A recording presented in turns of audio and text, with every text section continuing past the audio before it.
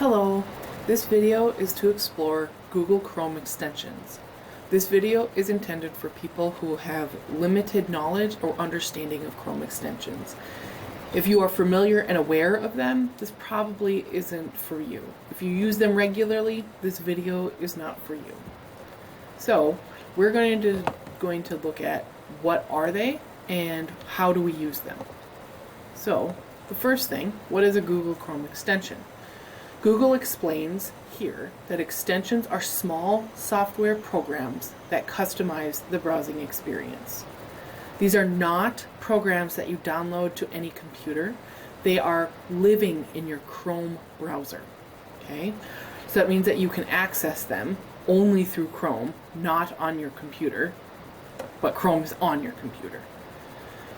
So it doesn't matter what computer you're on, as long as you log into Chrome, you have access to these little software programs that customize your experience in Chrome. So, how do you log into Chrome? Well, when you're on a Chromebook, that does that automatically because they can only use Chrome. Chrome, the web browser, whenever you click this icon, mine's down here, you can see it down here. Whenever you click this icon, you can always also go up to the top and click these three buttons, okay? Right now you can see that I am logged in, just like in this image. This is a bigger picture. I'm logged in. You can see my image, okay? So I'm logged into my Chrome browser by looking at this next to the three dots.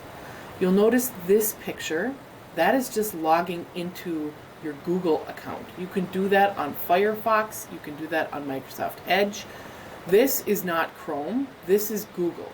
Your Chrome is up here. So I know that I'm logged in because I can see my browser. But you can log in by clicking log in. It'll ask you and prompt you to log into Google Chrome.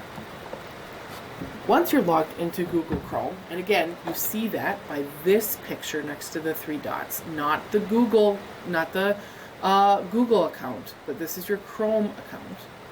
You can see your extensions because they will be listed. Oftentimes, a list of your extensions will be available or seen in your window. You can see mine. I've got a gazillion different Chrome extensions, as you see up here. If you don't see any listed there, you can also click that little puzzle piece, and then you'll get a full list of all of the extensions you can see. So on mine, if you click there, you can see that I have so many that you can scroll.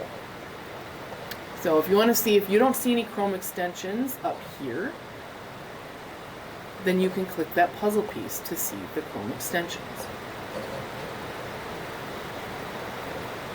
How do I use these different extensions? Well, there's a couple different ways that you can use them. Sometimes they are automatic, and sometimes you need to prompt them to work. So I'm going to show you two different ways on a Google Doc and a web page. So here is a page that I have. It's in a Google Doc. I can already see that there are couple different extensions already working.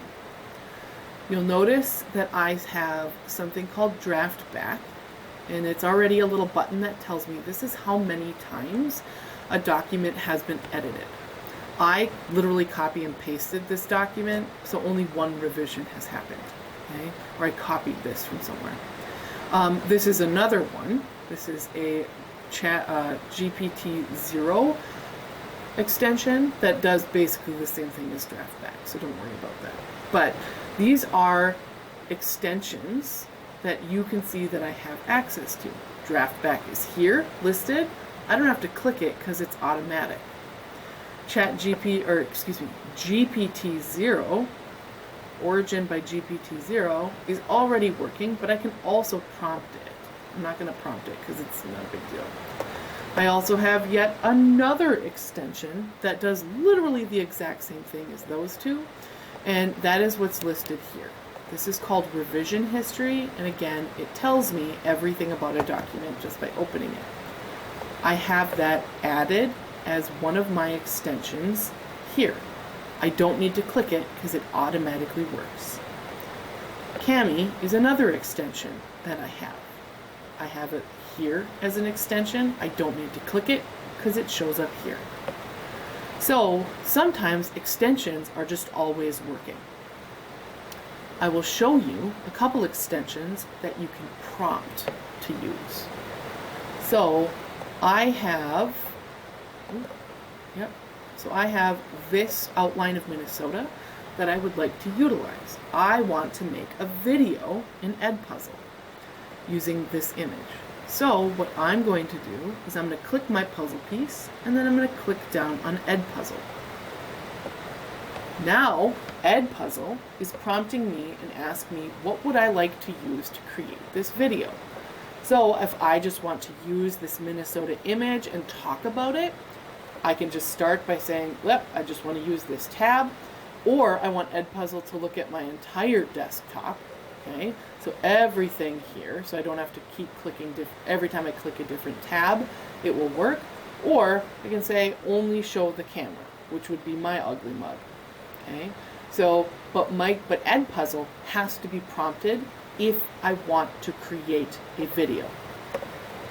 If, for example, I'm working in Wildwood, I want to use this outline. So I want to post it to Seesaw.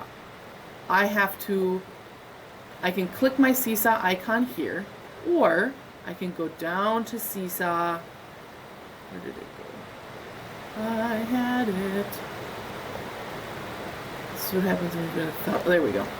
So I can click this extension, and now it will ask me, oh, you want to create an image. So I want to capture a selected area. So I'm going to do this. So I've prompted that extension to grab an image. So now it's ready to go. I can modify it. If I want to do something in my class, I want to put a star next to where we live. So, sorry everyone, I'm an idiot. I think we live here, right? Yay. Please don't be mad at me. Geography teachers.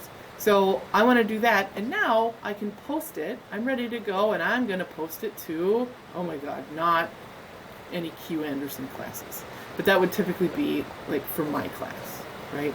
Sorry, this was because I logged in as Q Anderson. So I can use this. I have to prompt Seesaw to grab an image and then put it in Seesaw so that I can use it in my class. So those are two ways that extensions can be used. As you'll note, I have other extensions that are not approved, but this one's Grammarly is approved. I can click on it and Grammarly says, oh, you can't do anything here, but when I click on this page, Grammarly says it's turned off. Let's turn this back. I can turn it back on. And now Grammarly is going to show me all of the mistakes I've made and what I need to do to fix them. So you notice the little Grammarly icon down here. 24. Well, Grammarly, rude. But so I can click Grammarly to go right away in this document. So I couldn't do it here, and it showed me that. So that one is approved. 2-click timer, not approved, but this is one I had to prompt. So I will no longer be able to use this, but I always had a timer. We did not approve it because it's a security risk. Boo. But this is how you use extensions, and if you would like any more information about extensions, or if you'd like to talk further or get further training, put in a tech ticket, and Liz, the tech integrationist, will come by and support you. Thank you, thank you.